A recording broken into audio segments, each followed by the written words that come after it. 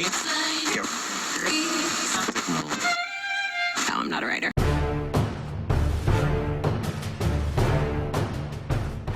Allora, ciao, mi ci sono parcheggiato prima a filo, praticamente il mio camper gli arriva a 3/4 di ruota, quindi hai un pezzo di ruota in più e tutto sto culone qua. Ciò sembra di no a vederlo, in realtà è enorme. Sì, c'ha il suo fascino, c'è poco da dire. E c'ha delle ruotazze enormi. Minchia, sono stati no schegge di più. Ecco comunque di nuovo la mia finestra magica. Nuova, sì, era nuova anche quella di prima, però insomma, dai, mettiamola così. Ho approfittato anche per prendere il catalogo 2019 della Challenger, così dopo ci diamo un'occhiata assieme, dai. Beh, prima cosa porto il CP in bagno, ecco i bagni del CP. Però il CP era più bello di là avevi il bagno con le tombe ancestrali, cioè vuoi mettere? CP, guarda che bagno ancestrale qua, guarda che robe ancestralissime proprio. Ma il CP è un cane moderno, non va dove ci sono le cose ancestrali, lei va dove ci sono tutte le robe moderne, vedi i lampioni moderni, i pini moderni. Allora John, scopriamolo in anteprima, dai! Allora abbiamo i Genesis, Mageo, Cruise Edition, Sirius, andiamo a vedere cosa ci può interessare. Guarda, intanto buona cosa, puoi parcheggiarci la macchina sopra, cioè non sai dove parcheggiarla, te la parcheggi sopra il camper, e già questa è una buona cosa. Qua tutta la descrizione, comunque io ci ho parlato, ho visto bene il discorso delle pareti, no? Che dicono che i Challenger sono senza legno. Io insistivo a dire no, guarda che il Challenger ha anche il legno, porca di quella miseria, compensato, tasselli in legno, tasselli in composito, che non so cosa vuol dire, però vedi, tasselli in legno e compensato quindi c'è il rivestimento col stilo, forme, tutto quello che vuoi, però continua a esserci il legno. Hanno la garanzia di 7 anni, ma continua a esserci il legno anche nei Challenger, quindi confermiamo che c'è anche del legno nei Challenger. Riscaldamento a carburante, su quelli nuovi praticamente è una sorta di webasto, no? Il che per noi è un piccolo problemino, in quanto consuma tantissima corrente. Era bello se avesse avuto tutti e due, no? Sia il webasto che il riscaldamento a gas. Questo sembra il Mageo 260, in realtà non lo è perché dietro ha il letto in coda. E interni, ragazzo, veramente spettacolari, te lo garantisco, sia dal vivo che nelle fotografie, verso veramente una cosa spettacolare. Allora, dov'è che iniziate a spiegarmi i modelli? Genesis, ecco qua, 274, vedi, tipo questo è il frighetto piccolino. Io una cosa che non voglio, cioè se devo cambiare camper, spendere tutti quei skate, certamente non me lo riprendo col frigo piccolino, quindi ci vuole il frigo, quello enorme, possibilmente anche con come si dice, con il congelatore separato, che fidati, usalo tutti i giorni e capirai che è un grandissimo vantaggio. Di bello, vedi, sono tutti i gradini integrati, vabbè, prese USB, per me sai che è l'ultimo dei dettagli, cioè me ne monto io a quintali, quindi non vado a guardare quei dettagli lì in un camper. Ecco, questo è l'allestimento che abbiamo visto nel video precedente del Mageo, che a me sinceramente non piace, cioè nel senso la colorazione, no? Era molto più bello quello vecchio, quello bianco e nero, ti ricordi?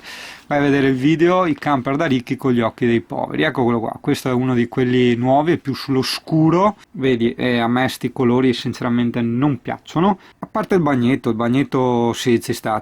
Giriamo, qua abbiamo tutti i modelli con le disposizioni, beh, devo dire, il catalogo è fatto veramente a regola d'arte, veramente una cosa incredibile. Se te lo dico proprio da grafico, è un capolavoro.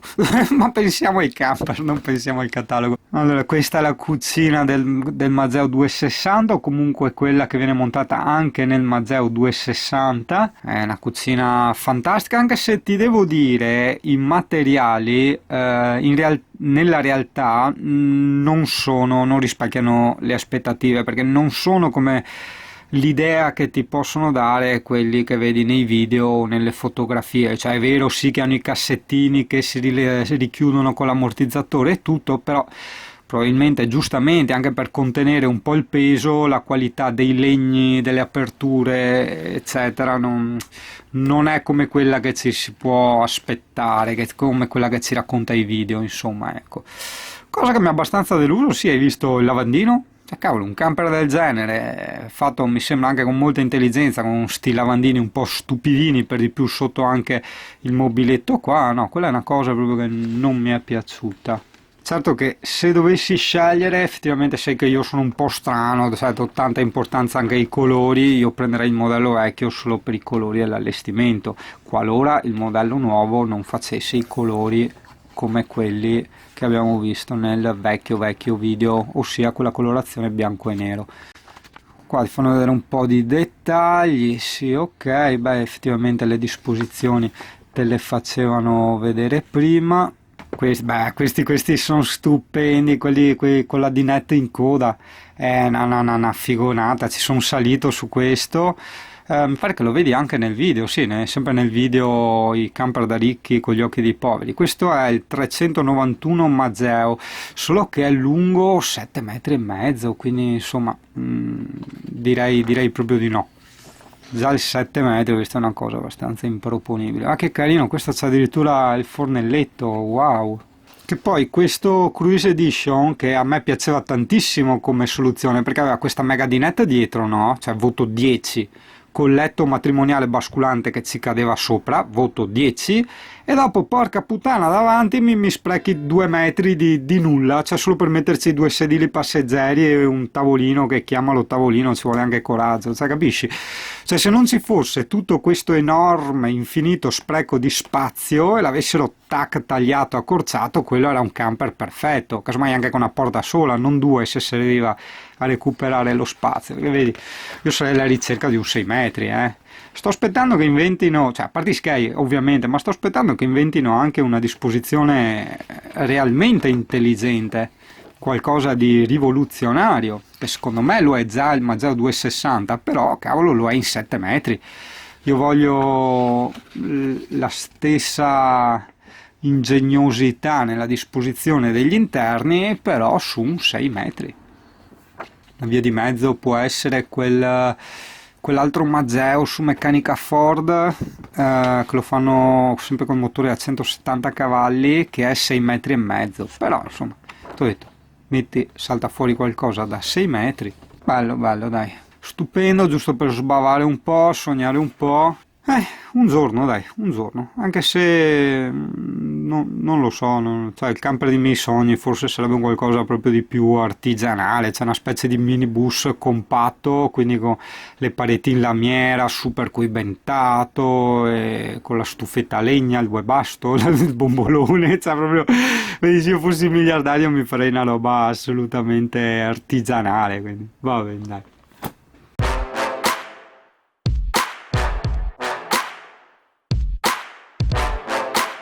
CP, ma tu dici, a me va bene anche questo camper qua. Primo perché ha la piantina, e non è una cosa da poco, no? Lo Scindapsus Epipremnum Pinnatum Aureum Potos. E poi, insomma, perché comunque noi con sto camperino non siamo indebitati, vero CP? Abbiamo la nostra ciotolina dell'acqua, il fornello per fare le nostre pape, il frighetto per mettere le nostre pape. CP, non andare in sbattimento, sto dicendo una cosa positiva, dai.